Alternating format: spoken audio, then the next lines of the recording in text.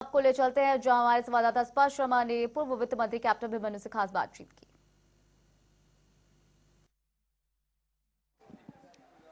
बड़ौदा विधानसभा चुनाव के लिए वोटिंग नजदीक आती जा रही है। राजनीतिक सरगर्मियां और बयानबाजी जो है लगातार देखने को मिल रही है। हमारे साथ बात करने के लिए मौजूद है हरियाणा बीजेपी के वरिष्ठ नेता और पूर्व कैबिनेट मंत्री कैप्टन अभिमन्यु। सर, बड़ौदा इस विधानसभा को देखें तो पिछले जो चुनाव रहे हैं वहीं पर कहीं ना कहीं कांग्रेस का दबदबा रहा है। इस बार भारतीय जनता पार्टी लगातार कह रही है कि बदलाव होगा, बदलाव होगा। आखिर बदलाव किस तरीके से होगा? क्या कुछ मुद्दे जो है भारतीय जनता पार्टी उतारने वाली मैदान में? देखिए, बड़ौदा विधानसभा क्षेत्र का चुनाव धीरे धीरे एक तरफा होता जा रहा है और क्षेत्र की जनता अपने साथ हुए लंबे समय कांग्रेस की सरकार के कार्यकाल में जो विश्वासघात धोखा है, आज उसका बदला लेने वाली है। और हर हालत में जो विकास से वंचित रह गया ये क्षेत्र, अगले 4 साल में मनोहर लाल खट्टर जी के नेतृत्व में विकास की एक नई गाथा लिखना चाहती है। तो मैं पूरा विश्वास के साथ कह सकता हूं कि यहाँ पर एक तरफा जीत भारतीय जनता पार्टी की होगी। सर, कांग्रेस के बयानों को किस तरीके से देखें, क्योंकि कांग्रेस लगातार ये कह रही है कि भारतीय जनता पार्टी सबका साथ सबका विकास जो है करने की बात कहती है, लेकिन इस बार जो बड़ौदा विधानसभा का चुनाव है वो कांग्रेस जीतेगी और उसी के साथ जो है कहीं ना कहीं जो ये सरकार है उसकी उल्टी गिनती जो है शुरू होती नजर आएगी। इस तरीके के बयानों को किस तरीके से देखें? देखिए, सरकार तो पूरी तरह मजबूत है और वह कौन सा अंक गणित उन्होंने पढ़ा है, उनके कौन मास्टर रहे होंगे जो इस प्रकार की बात कर रहे हैं कि सरकार कमज़ोर हो सकती है। बड़ौदा के चुनाव के बाद सरकार पहले से मजबूत होकर निकलेगी।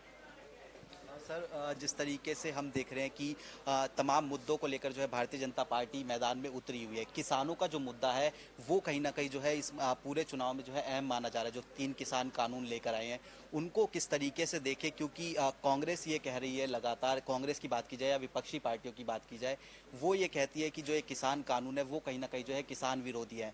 वहीं दूसरी तरफ भारतीय जनता पार्टी भी ये कहती है कि ये जो किसान कानून है उनसे जो है किसानों का जो है फायदा होने वाला है। इन सब चीज़ों के बीच में किसानों को किस तरीके का संदेश आप देंगे और क्या क्या जो अन्य मुद्दे हैं वो अहम रहेंगे? देखिए, मैं मानता हूं कि हरियाणा प्रदेश का किसान भी पूरी तरह से मनोहर लाल खट्टर जी के पीछे है और पूरी मजबूती से उनका समर्थन करने वाला है और विपक्ष के जो भी दुष्प्रचार हैं उनका कोई प्रभाव नहीं पड़ने वाला है। और निश्चित तौर पर योगेश्वर दत्त हमारे उम्मीदवार वह यहाँ से जीत करके आएंगे। सर, 2 प्रश्न और पूछूंगा। पहला प्रश्न कांग्रेस को लेकर, क्योंकि कांग्रेस यहाँ से लगातार जीतती हुई आ रही थी। हमने टिकट को लेकर देखा कि कांग्रेस में किस तरीके से जो गुटबाजी थी वो कहीं ना कहीं देखने को मिली। अंतिम दौर में जो है टिकट कांग्रेस ने कहीं ना कहीं अपनी बांटी है। इन सारे समीकरणों को देखते हुए आप किस तरीके से ये देख रहे हैं कि भारतीय जनता पार्टी एक कदम कांग्रेस से आगे रहेगी या तमाम अन्य पार्टियों से आगे रहेगी?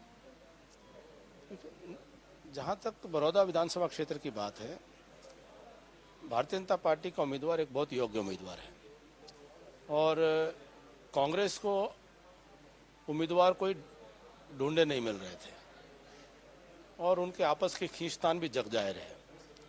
और भारतीय जनता पार्टी ने एक मत से अंतर्राष्ट्रीय स्तर पर क्षेत्र का, देश का नाम चमकाने वाले योगेश्वर दत्त, जो एक सामान्य परिवार से आते हैं, उनको अपने उम्मीदवार के तौर पर उतारा है।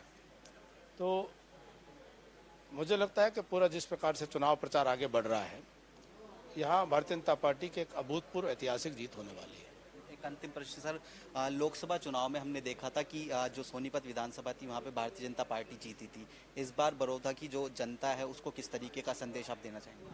बड़ौदा की जनता अपने पिछले सालों का जो विकास से वंचित रह गई है, इस बार उन तमाम कमियों को पूरा करने के लिए भारतीय जनता पार्टी को वोट दे और योगेश्वर दत्त जी को जिताएं, मनोहर लाल खट्टर जी के हाथों को मजबूत करें, ये मैं अपील करता हूँ। बहुत बहुत शुक्रिया जनता टीवी से बात करने के लिए।